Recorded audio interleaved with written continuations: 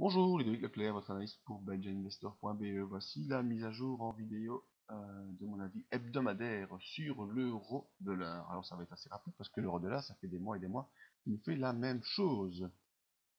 En unité journalière, l'euro dollar toujours baissier après cette petite période de latéralisation qu'on avait connue fin de semaine dernière avec un potentiel rebond à partir des 1,1761. Eh bien non, ce fut une poursuite d'accélération baissière. Lundi, mardi, on est revenu sur cette zone des 1,1761. Mercredi, petite hésitation, on a accéléré un petit peu à la hausse pour revenir sur la résistance des 1,18082. Et puis jeudi, patatras, annonce de la Banque nationale suisse qui abandonne le plancher des 1,20.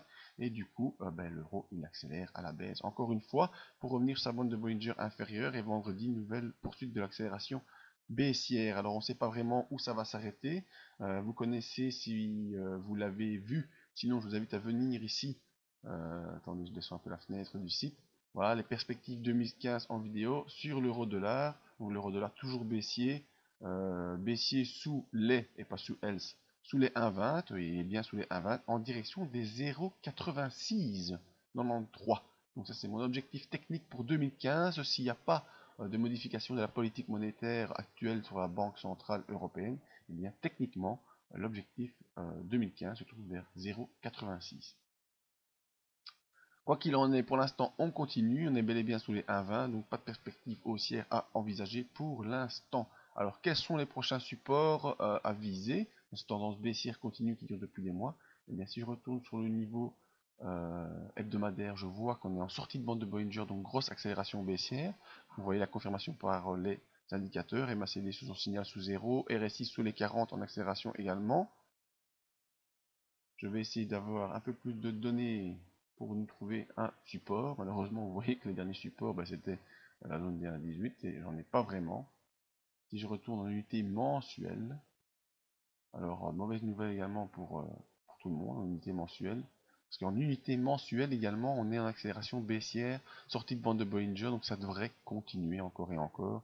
Le MACD sous 0, le signal vient de passer sous 0 et le RSI a enfoncé les 40, donc pas d'espoir de retournement haussier. Même en unité mensuelle, on devrait poursuivre la baisse. Alors, vers quel niveau va-t-on poursuivre? Voilà, le dernier graphique. On va essayer de trouver des points de support. Alors on a un support potentiel ici, vous voyez, qui a été utilisé courant des années 90, hein, on remonte là très très loin. On est ici dans 96-97 pour avoir ce support qui a une nouvelle fois été utilisé en janvier, non pas en janvier, dans la période entre 2001 et 2003. Donc on est très très loin. Ce support se situe vers 1,062. Donc voilà, prochain objectif baissier de cette accélération, les 1,062. Donc si vous devez prendre un tout petit lot, qu'on peut faire avec la plateforme ici, mais bon, comme on est le week-end, je pense pas que ça va être possible de prendre un tout petit lot.